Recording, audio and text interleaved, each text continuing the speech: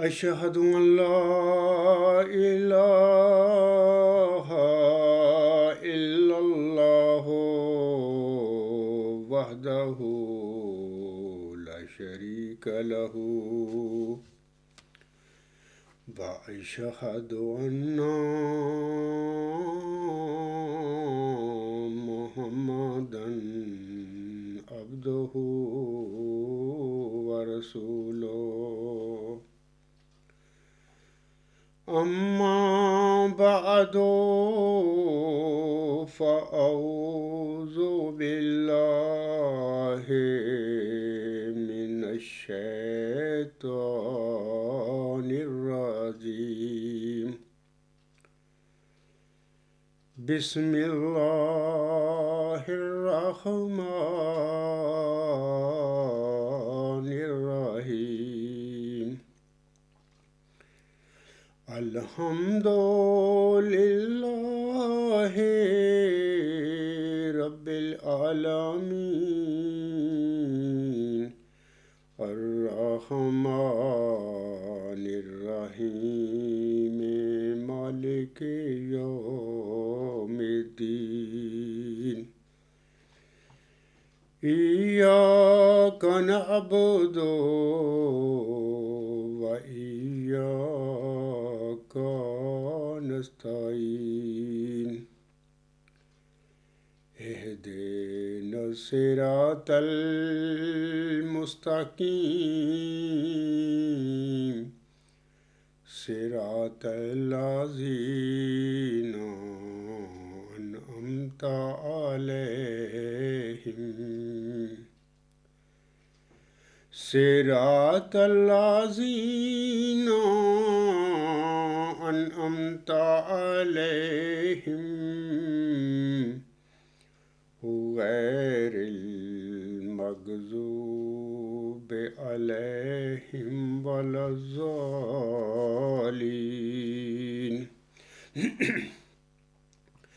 سبحان الذي خلق الأزواج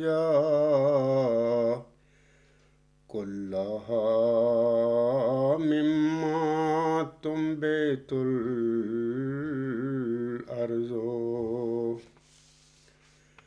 ومن أنفسهم ومما لا يعلمون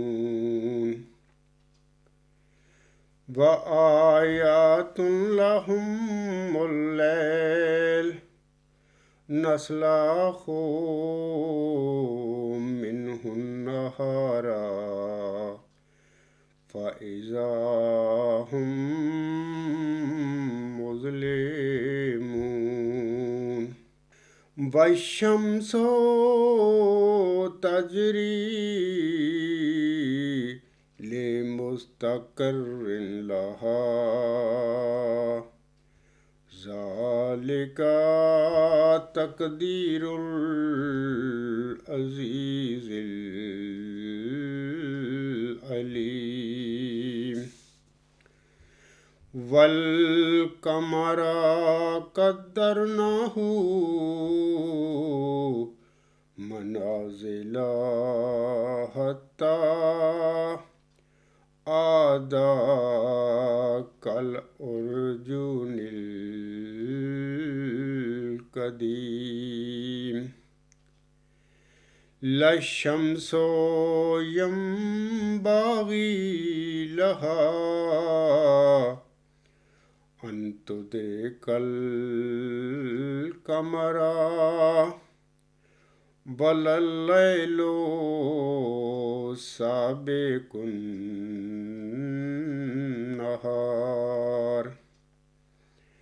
وكل في فلك يسبحون۔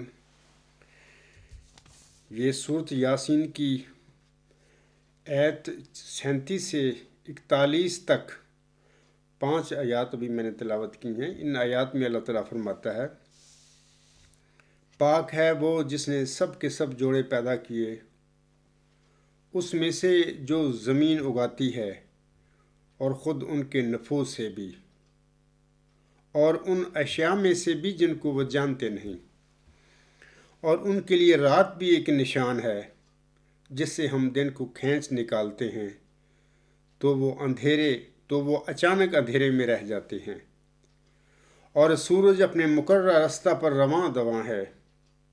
یہ غالب اور علم والے خدا کا اندازہ ہے، اور چاند کے لیے بھی ہم نے منزلیں مقرر کر چھوڑی ہیں، یہاں تک کہ وہ کھجور کی پرانی شاخ کی طرح ہو جاتا ہے۔ نہ سورج کے بس میں ہے کہ وہ چاند کو جا پکڑے، اور نہ ہی رات دن پر سبقت لے جا سکتی ہے، اور سب اپنے اپنے دائروں میں رواں دواں ہیں۔ خاکسار اپنے گزشتہ لیکچروں میں بتا چکا ہے کہ سقراط نے جس نیکی کو علم قرار دیا تھا، یہ نیکی نیک کام نہیں، یعنی سقراط نے اس نیکی کا لفظ جو یہ اصطلاح ہے نیک کام میں استعمال نہیں فرمائی تھی، بلکہ اس نے اسے اعلیٰ انتہائی ہماگیر حق کے مفہوم میں استعمال فرمایا تھا۔ اور یہ بھی میں بتا چکا ہوں کہ اس نیکی کے 4 چہرے ہیں، اول، آخر، ظاہر اور باطن۔ ان چاروں چہروں کو ہم 4 علتیں یا 4 کازز بھی کہہ سکتے ہیں۔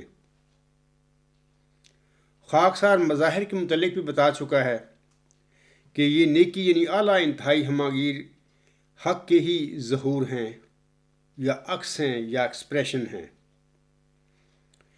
ان مظاہر کا نیکی کے ساتھ خالق اور مخلوق کا سا تعلق ہے۔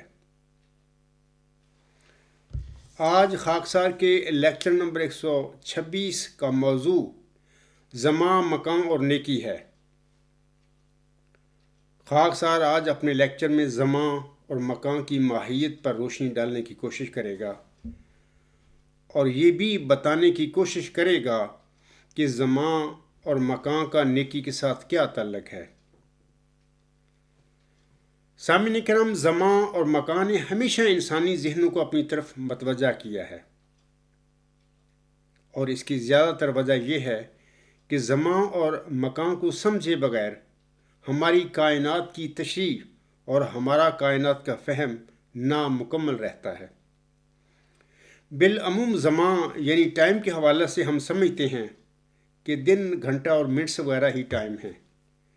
اس سے آگے عام انسانوں کا ذہن نہیں جاتا۔ اسی طرح مکان کے حوالے سے بھی ہم عام انسانوں کا ذہن صرف مادی مکانوں تک ہی محدود رہتا ہے۔ اس قسم کا زمانی اور مکانی بیان نہ تو زمان اور مکان کی حقیقی ماہیت کو کھولتا ہے اور نہ ہی بہت سارے دیگر سوالات کے جواب دیتا ہے۔ اس کو یعنی زمان اور مکان کو بخوبی سمجھنے کے لیے ہمیں اس پر فلسفیانہ رنگ میں غور و فکر کرنا پڑے گا۔ سامعین کرام، میں ابتدا میں آپ لوگوں کو بتا دیتا ہوں کہ اللہ تعالیٰ کے اس آیت پر الہام ہوا تھا کہ ورچو از گاڈ۔ اب میں آپ سب کو بتاتا ہوں کہ زمان اور مکان نیکی کے 2 پہلو ہیں یا 2 اسپیکٹس ہیں۔ اللہ تعالیٰ کے زمانی پہلو سے تمام مادی اور غیر مادی افعال پیدا ہوتے ہیں، اسی طرح اللہ تعالیٰ کے مکانی پہلو سے تمام مادی اور غیر مادی مکان پیدا ہوئے ہیں، اور یہ بھی کہ زمان اور مکان خود اللہ تعالیٰ ہے۔ اب سوال ہے کہ یہ کس طرح ثابت ہوتا ہے کہ اللہ تعالیٰ زمان اور مکان ہے؟ تو ثبوت کے لیے خاکسار پہلے اپنی بات زمان سے شروع کرتا ہے، اور ایک بار پھر ہم نیکی کے 4 چہروں یعنی اول، آخر، ظاہر اور باطن کی طرف چلتے ہیں۔ جیسے کہ میں پہلے بتا چکا ہوں، خاکسار لیکچر نمبر جو میرا دوسرا تھا، غالباً اس کا نمبر تھا 122 کہ نیکی کا پہلا چہرہ اول ہے. اول کے ایک معنی اولین یعنی سب سے پہلا ہونے کے ہیں.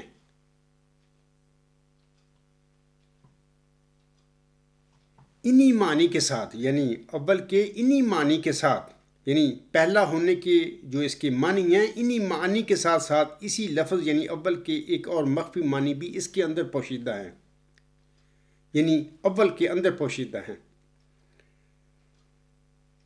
اور یہ معنی ہیں عمل یا حرکت، یعنی دا ایکشن اور دا موشن. نیکی کے پہلے چہرے اول کے ان معانی کا سامنے کرام اللہ تعالیٰ نے بطور خاص خاکسار پر انکشاف فرمایا ہے. نیکی کے دوسرے چہرے آخر کے ایک معنی آخری کے ہیں، جیسا کہ میں پہلے بتا چکا ہوں، لیکن آخری معنی کے ساتھ ساتھ اس لفظ کے بھی یعنی آخر کے ایک مخفی معنی غرض یا مقصد کے بھی ہیں. اور میں یہ بھی بتا دینا چاہتا ہوں بطور خاص آپ لوگوں کو کہ آخر کے ان معنی کا بھی اللہ تعالیٰ نے بطور خاص اس آیت پر انکشاف فرمایا ہے. سامعین کرام، جس طرح نیکی کے دونوں چہروں اول اور آخر کو ایک دوسرے سے جدا نہیں کیا جا سکتا، کیونکہ یہ دونوں چہرے ایک ہی سچ کی طرف اشارہ کرتے ہیں، بلکہ ایک ہی سچ ہیں، وہ جو اعلیٰ انتہائی ہماگیر حق ہے. بین ہی عمل اور مقصد کو بھی جدا نہیں کیا جا سکتا، کیونکہ یہ دونوں بھی ایک ہی سچ یعنی اعلیٰ انتہائی ہماگیر حق کی طرف اشارہ کرتے ہیں. یعنی ہم دا ایکشن اور دا آبجیکٹ کو بھی ایک دوسرے سے جدا نہیں کر سکتے، کیونکہ یہ دونوں بھی ایک ہی سچ یعنی سپریم الٹیمیٹ یونیورسل ٹروتھ کی طرف اشارہ کرتے ہیں. نیکی کے یہ دونوں چہرے سامعین کرام اول اور آخر ایک دوسرے میں ضم ہو کر نیکی کے ایک زمانی پہلو یعنی ٹیمپورل اسپیکٹ کا تصور پیدا کرتے ہیں، جسے ہم نیک زماں یا صرف زماں کہہ سکتے ہیں. کائنات میں جب ہم مظاہر کے زمانی پہلوؤں کا مشاہدہ یا تجزیہ کرتے ہیں تو ہمیں پتہ ملتا ہے کہ مادی اور غیر مادی مظاہر کے زمانی پہلو بھی ان کے غائی افعال کی وجہ سے پیدا ہوتے ہیں. یہاں پر میں ایک مثال پیش کر دیتا ہوں آپ لوگوں کے آگے سمجھانے کے لیے کہ خاکسار اس وقت ایک لیکچر دے رہا ہے. میرے بولنے کی بھی کوئی وجہ یا مقصد ہے. اس وقت میں آپ لوگوں کے آگے میں ایک تقریر کر رہا ہوں یا سپیکنگ کر رہا ہوں. میرے اس بولنے کی بھی کوئی وجہ یا مقصد ہے جو کہ میرے بولنے کی وجہ بنا ہے، اور ہم اسے غایت تقریر یا آبجیکٹو سپیکنگ کہیں گے یا کہہ سکتے ہیں. میرا بولنا اور میرے بولنے کی وجہ باہم مل کر ایک انسانی زمانی پہلو کا تصور پیدا کر دیتے ہیں، اور ہم اسے ہیومن ٹیمپورل اسپیکٹ کہیں گے. جیسا کہ پہلے خاکسار بتا چکا ہے کہ مظاہر میں ہر قسم کی حرکت یا تبدیلی سپریم الٹیمیٹ یونیورسل ٹروتھ کا ہی ظہور ہے یا عکس ہے. لہذا ہم کہہ سکتے ہیں کہ مادی اور غیر مادی مظاہر کے زمانی پہلو نیکی کے زمانی پہلو کا ہی ظہور یا عکس ہیں. مادی اور غیر مادی مظاہر میں ہر قسم کی حرکت یا تبدیلی سپریم الٹیمیٹ یونیورسل ٹروتھ کا ہی ظہور یا عکس ہیں. اسی طرح مادی اور غیر مادی مظاہر کے غائی افعال نیکی کے زمانی پہلو کا ظہور یا عکس ہونے کے علاوہ اور کچھ بھی نہیں ہے. یہ ثابت ہوتی ہے بات. آئیں اب ایک اور مثال لیتے ہیں. ہماری زمین گردش کرتی ہے اور گھومتی بھی ہے. گردش اپنے محور پر کرتی ہے اور سورج کے ارد گرد گھومتی ہے. زمین کی اپنے محور پر گردش یعنی روٹیشن اور زمین کا سورج کے گرد घुमाव ریوولونگ جو ہے دونوں زمین کے افعال ہیں یعنی ایکشنز ہیں. جیسا کہ کوئی فعل کسی مقصد کے بغیر ممکن نہیں، اسی طرح زمین کی گردش اور زمین کے گھماؤ کے بھی بالترتیب مقاصد ہیں، اور وہ زمین کی گردش اور زمین کے گھماؤ ہی اس کے مقاصد ہیں. لہذا زمین کی غائی گردش اور زمین کا غائی گھماؤ زمین کے دو مختلف زمانی پہلو ہیں.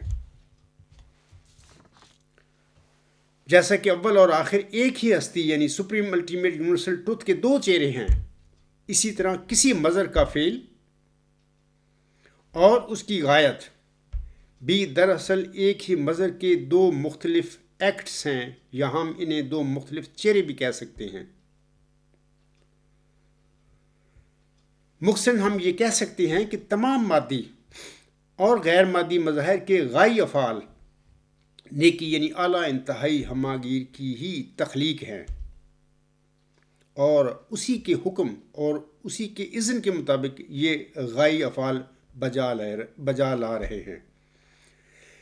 جیسا کہ اللہ تعالیٰ سورہ صفات کی آیت نمبر 97 میں فرماتا ہے وَاللَّهُ خَلَقَكُمْ وَمَا تَعْمَلُونَ، اور اللہ نے ہی تم کو بھی پیدا کیا ہے اور تمہارے عمل کو بھی.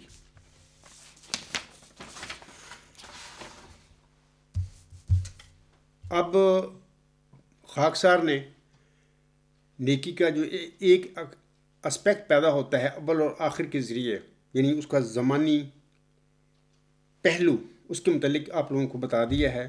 اب ہم مقام کی طرف چلتے ہیں. نیکی کا تیسرا چہرہ بظاہر صاف اور بین کی طرف اشارہ کرتا ہے، لیکن اس کے باوجود ہماری مادی آنکھیں اس کا ادراک نہیں کر سکتی. ہم اسے دیکھ نہیں سکتے، جبکہ وہ ظاہر ہے، ہمارے آگے ہے، لیکن ہماری مادی آنکھیں نہیں اس کو دیکھ سکتی. تاہم یہ ہر جگہ موجود ہے اور اس کی گرفت اور احاطہ سے کوئی شے باہر نہیں. نیکی کا چوتھا چہرہ باطن ہے، اور یہ مخفی کی طرف اشارہ کرتا ہے، یعنی جو وجود مخفی ہوگا، پوشیدہ ہوگا، تو اس کو ہم باطن کہیں گے. سامعین کرام، جب انسانی حواس ظاہر کا مشاہدہ نہیں کر سکتے تو پھر یقیناً ہمارے لیے وہ باطن ہو جاتا ہے، جبکہ وہ ظاہر بھی ہے، باطن بھی ہے. اول اور آخر کی طرح نیکی کے یہ دونوں چہرے، ظاہر اور باطن، بھی نیکی کے ایک دوسرے پہلو کا تصور پیدا کرتے ہیں، جسے ہم نیک مکان یا صرف مکان کہہ سکتے ہیں.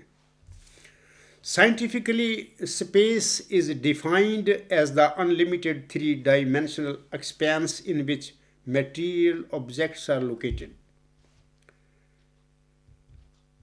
یہ وسعت کیا ہے جس میں تمام میٹیریل جو آبجیکٹس ہیں وہ لوکیٹڈ ہیں؟ یہ کیا ہے ایکسپینس؟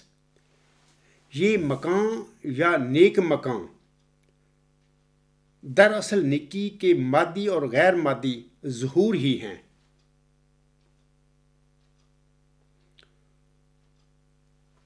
اور ہم انہیں مادی اور غیر مادی سپیسز کا نام دیں گے یا دے سکتے ہیں. جیسا کہ اول اور آخر ایک ہی وجود کے دو چہرے ہیں، اسی طرح ظاہر اور باطن بھی ایک ہی وجود یعنی سپریم الٹیمیٹ یونیورسل ٹروتھ کے دو چہرے ہیں. چونکہ زمین بھی نیکی کی تخلیق ہے، لہذا اس طرح زمینی جسم اور زمینی روح بھی ایک ہی مظہر کے دو پہلو یا دو چہرے بنتے ہیں. مثال کے طور پر زمین ایک مظہری مکان ہے، فینامینل سپیس ہے. یہ جسم اور روح کا مرکب ہے.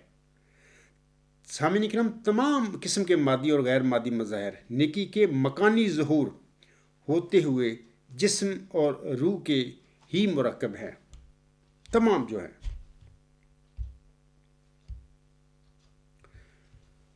یہاں پر خاکسار کی باتوں سے جو چند اہم امور پیدا ہوتے ہیں وہ اس طرح ہے. اولاً یہ کہ مکان اور زمان نیکی کے صرف دو پہلو ہیں.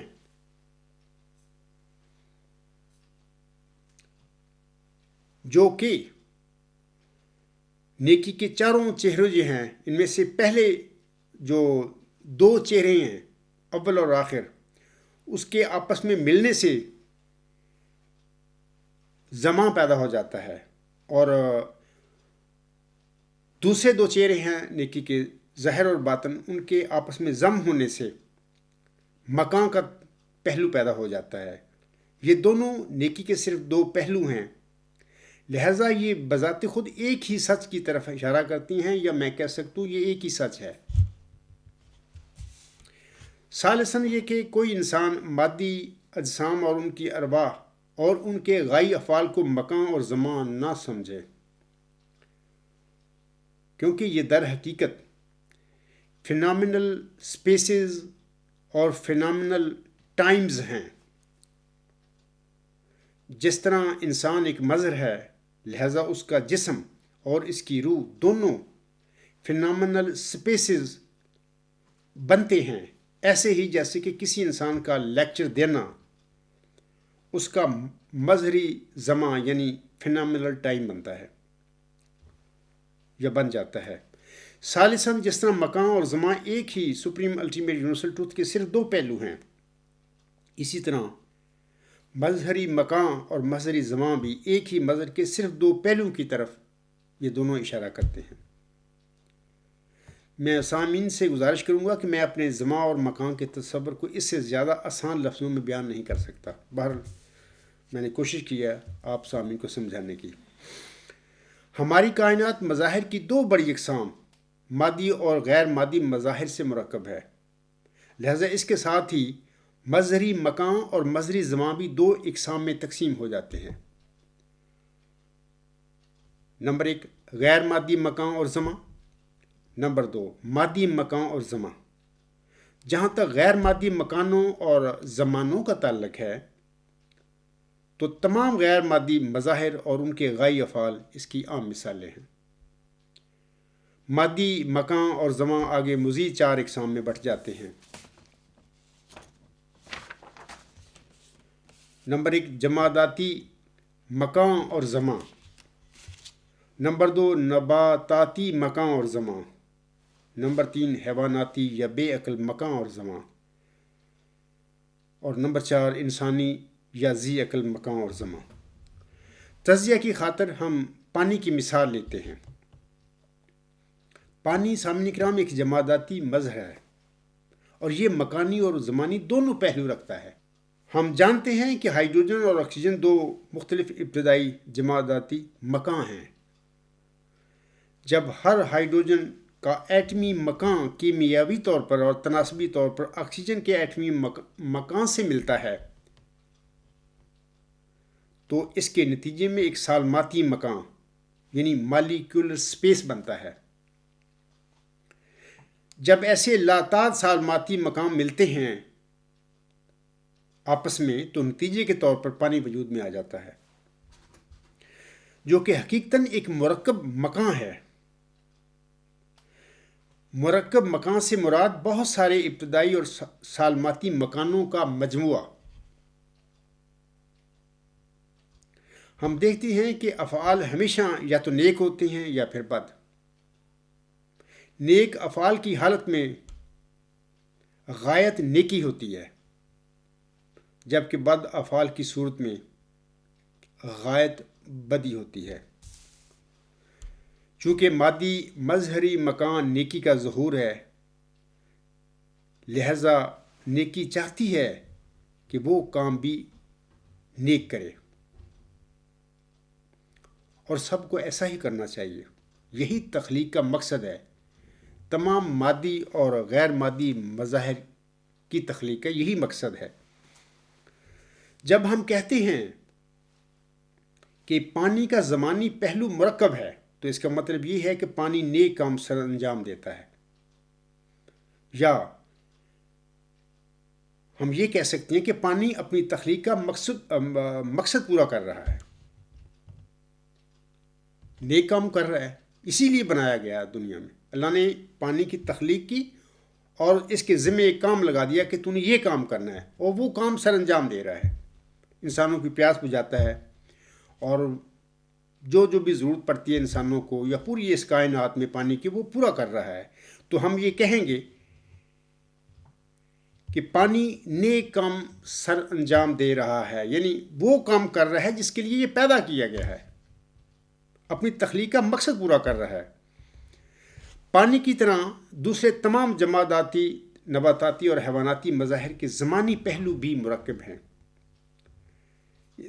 مرکب ہونے سے میری مراد یہ ہے کہ یہ سب اس وجہ سے ہے، یعنی مرکب ہیں، کیونکہ چونکہ ان کے مکان مرکب ہیں، لہذا ان کے زمان بھی مرکب ہیں، یعنی وہ جس مقصد کے لیے بنائے گئے ہیں، تخلیق کیے گئے ہیں، وہ پورا تخلیق کا مقصد پورا کر رہے ہیں۔ ان کے اندر وائلیشن کا تصور نہیں ہے۔ میں یہاں پر جماداتی، نباتاتی اور حیواناتی مظاہر کی بات کر رہا ہوں، اس کے زمانی پہلوؤں کی بات کر رہا ہوں کہ ان میں وائلیشن کا تصور بھی نہیں ہے، وہ اسی طرح کریں گے جس مقصد کے لیے وہ پیدا کر دیے گئے ہیں۔ سامعین کرام، جب تمام کم تر مظاہر کے زمانی پہلو مرکب ہیں، کیونکہ یہ سب ہمیشہ نیک کام سر انجام دیتے ہیں، جس مقصد کے لیے تخلیق کی گئی وہ پورا کر رہے ہیں، تو پھر اعلیٰ اور سب سے ترقی یافتہ مظاہر یعنی ذی عقل مظاہر یعنی بنی نوع انسان کو بھی نیک کام کرنے کے لیے تخلیق کیا گیا ہے، اور اسے نیک کام ہی کرنے چاہیے۔ یا میں مختصراً یہ بھی کہہ سکتا ہوں کہ انہیں بھی اپنے زمانوں کو نیک یا مرکب بنانے کی کوشش کرنی چاہیے جس مقصد کے لیے وہ تخلیق کیے گئے ہیں۔ یہاں پر ہمیں ہمارے ایک گزشتہ سوال کا جواب مل جاتا ہے۔ غالباً گزشتہ میرا لیکچر تھا، اس میں نے 5 سوالوں کا ذکر کیا تھا۔ آخری 5ویں سوال کا جواب میں نے چھوڑ دیا تھا اور کہا تھا کہ آگے اس کا جواب ملے گا۔ تو یہ جو آج کا جو موضوع ہے میرے لیکچر کا، ٹائم، اسپیس اینڈ ورچو، اس میں اس 5ویں سوال کا جواب آ جاتا ہے۔ وہ یہ کہ ہمارے مقام کو، 5واں سوال یہ تھا کہ بنی نوع انسان کے مقام کو کون سا طرز عمل موزوں ہے، یا ہمارے مقام کو کون سا طرز عمل موزوں ہے۔ سامعین کرام، بنی نوع انسان کے غائی افعال صرف اسی صورت میں مرکب ہو سکتے ہیں جب بنی نوع انسان نیک طور پر کام کریں، بصورت دیگر ان کے غائی افعال امیزاتی یا بد بن جاتے ہیں۔ لیکن ہم دیکھتے ہیں کہ تمام ذی عقل مظاہر یعنی بنی نوع انسان نیک طور پر کام نہیں کرتے اور اکثر اپنے زمانوں کو امیزاتی یا بد بنا لیتے ہیں۔ یہاں پر ایک اور متعلقہ سوال پیدا ہو جاتا ہے، اور وہ یہ کہ ایسا کیوں ہوتا ہے۔ اس سوال کا جواب ایک الگ موضوع ہے، لہٰذا اس کا جواب دوسرے باب یعنی نیکی علم ہے، جب اس کی میں بات شروع کروں گا تو اس میں چوتھا جو ٹاپک ہے الہی معاہدہ، اس میں ہمیں اس سوال کا جواب مل جائے گا کہ وہ کیوں ایسا کرتے ہیں۔ اللہ تعالیٰ نے سب قسم کی مخلوق اور ان کے افعال کو پیدا کیا ہے۔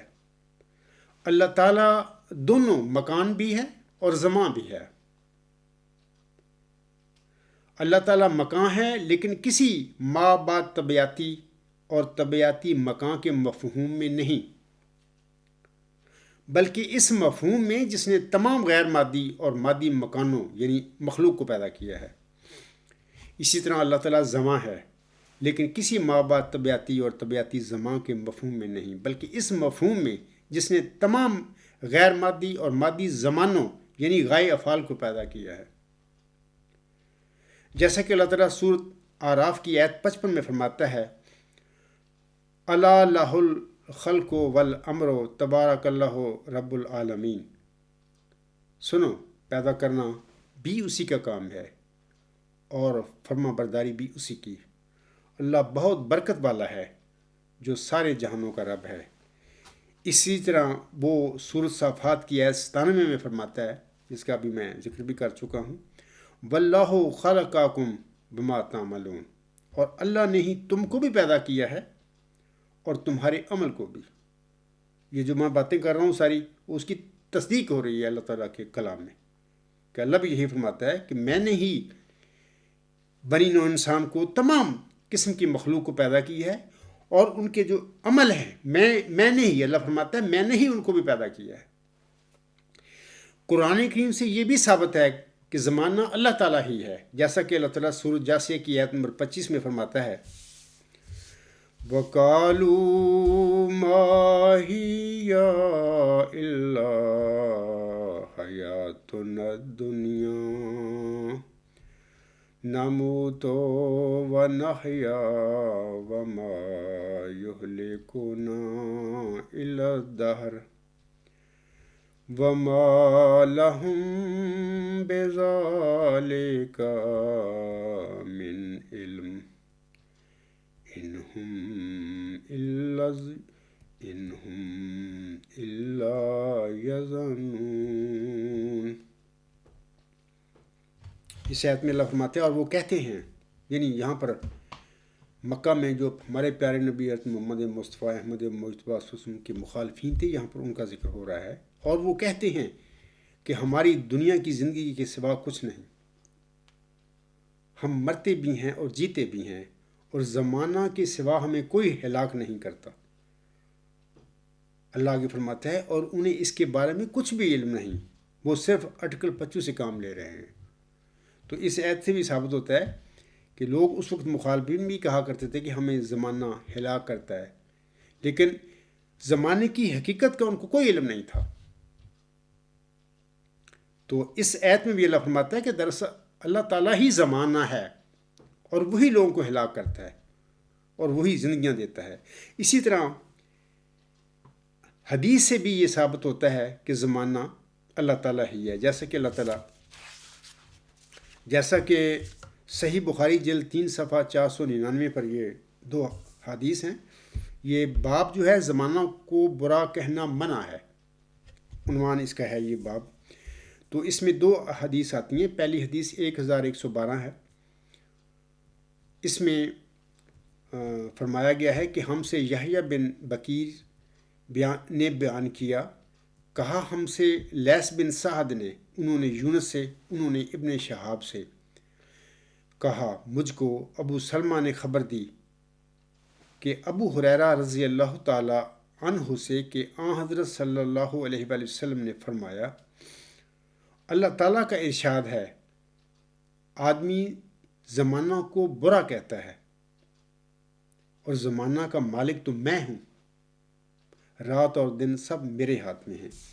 اسی طرح دوسری حدیث ہے 1113، یہ اس طرح ہے کہ ہم سے عیاش بن ولید نے بیان کیا، کہا ہم سے عبد الاعلیٰ نے، کہا ہم سے معمر نے، انہوں نے زہری سے، انہوں نے ابو سلمہ سے، انہوں نے ابو ہریرہ رضی اللہ تعالی عنہ سے کہ حضرت صلی اللہ علیہ وسلم نے فرمایا، انگور کو نرم نہ کہو اور نہ یوں کہو ہائے زمانہ کی خرابی، کیونکہ زمانہ تو اللہ کے اختیار میں ہے۔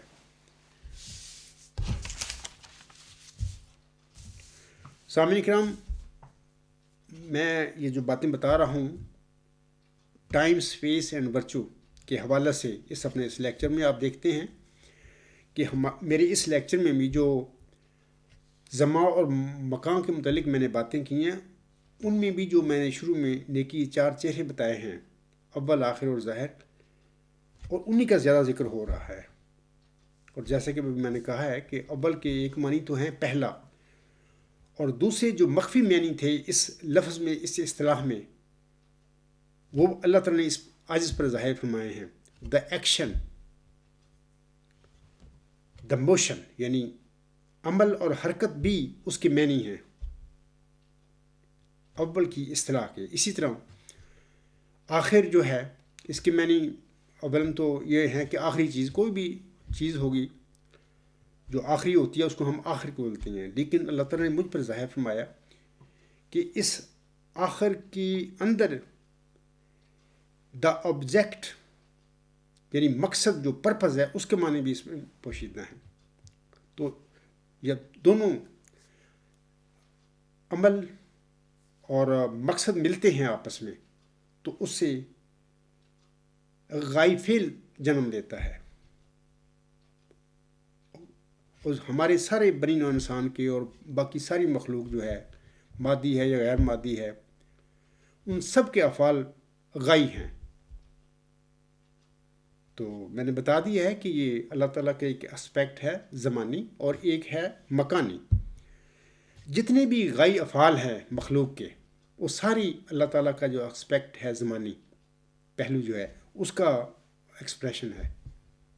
اور اس طرح جتنے بھی مادی یا غیر مادی مخلوق ہے یا مظاہر ہیں ان کے جو اجسام ہیں وہ اور ان کے اندر جو روحیں ہیں وہ ساری اللہ تعالیٰ کا جو مکانی پہلو ہے ایک زمانی پہلو ہوا دوسرا مکانی پہلو ہوا وہ سارے اللہ تعالیٰ کے مکانی پہلو کے اظہار ہیں ایکسپریشن ہیں عکس ہیں یہ ہم کہہ سکتے ہیں. اس طرح پھر میں کہوں گا پھر کہ اللہ تعالیٰ نے ذکی غلام کے حوالے سے محمد مریم مرزا غلام احمد صاحب کو بھی جو الہامی پیشگوئی ان پر نازل فرمائی تھی اس میں بھی اللہ تعالیٰ نے یہی فرمایا ہے اس ذکی غلام کے متعلق کہ وہ علوم ظاہری و باطنی سے پر کیا جائے گا اور وہ مظہر الاول والآخر ہوگا. تو یہی مطلب تھا کہ اللہ تعالیٰ کی یہ چاروں صفات جو ہیں ان کی باریکیاں اور ان کے جو مطالب ہیں مفہوم ہیں جو اللہ کے علم میں ہیں وہ اس عاجز پر یعنی اس ذکی غلام پر ظاہر ہوں گے. تو ایسا ہی اللہ تعالیٰ نے اس عاجز پر ظاہر کیا ہے یا فرمایا ہے. تو آخر میں حضرت مرزا غلام احمد علیہ السلام کے ایک دو حوالے پڑھ کر اپنا لیکچر ختم کرتا ہوں. حضور علیہ السلام فرماتے ہیں یہ حوالہ ہے روحانی خزائن جلد 10 صفحہ 441. حضور صاحب کی ایک کتاب ہے اسلامی اصول کی فلسفی اس میں سے میں یہ الفاظ پڑھ رہا ہوں. آپ علیہ السلام فرماتے ہیں اے عزیزو اے پیارو کوئی انسان خدا کے ارادوں میں اس سے لڑائی نہیں کر سکتا. یقیناً سمجھ لو کہ کامل علم کا ذریعہ خدائے تعالیٰ کا الہام ہے جو خدائے تعالیٰ کے پاک نبیوں کو ملا. پھر بعد اس کے اس خدا نے جو دریائے فیض ہے یہ ہرگز نہ چاہا کہ اس الہام کو مہر لگا دے اور اس طرح پر دنیا کو تباہ کر دے بلکہ اس کے الہام اور مکالمے اور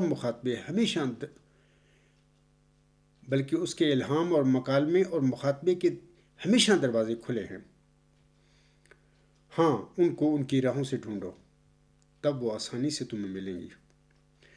وہ زندگی کا پانی آسمان سے آیا اور اپنے مناسب مقام پر ٹھہرا. اب تمہیں کیا کرنا چاہیے تاکہ تم اس پانی کو پی سکو؟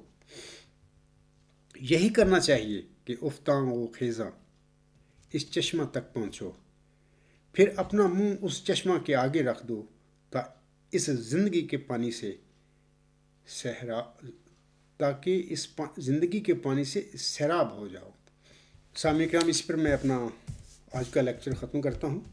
اور یہ جو میں نے لیکچروں کا سلسلہ شروع کیا ہوا ہے یہ میری تھیسس جو ہے ورچوئس گاڈ اعلیٰ انتہائی ہماگیر جو کانسیپٹ ہے یا جو نظریہ ہے اس کا پہلا جو باب ہے دا ایسنس آف ورچو نیکی کی ماہیت اس کے حوالے سے میں یہ لیکچر دے رہا ہوں. اور آج کا یہ میرا لیکچر ہے 5واں جو ٹاپک ہے virtue time space and virtue اس کے حوالے سے میں نے دیا ہے. اور امید ہے سامع کو علم ہو گیا ہوگا کہ خاکسار کا جو تصور زمان اور مکان کا ہے وہ کیا ہے اور اس کا نیکی سے یعنی اعلیٰ انتہائی ہماگیر حقیقت کے ساتھ کیا تعلق ہے. تو انشاءاللہ تعالیٰ اگر آخری اس چیپٹر کا آخری ٹاپک جو ہے وہ ہے دا پراپرٹیز آف ورچو یعنی نیکی کی خصائص کیا ہیں اس کی صفات کیا ہیں. انشاءاللہ تعالیٰ وہ اگلا لیکچر جو ہے جو میرا اسی ٹاپک کے حوالے سے ہوگا. تو اسی پہ میں اپنا لیکچر ختم کرتا ہوں. وما علینا الا البلاغ وآخر الدعوانا الحمد للہ رب العالمین.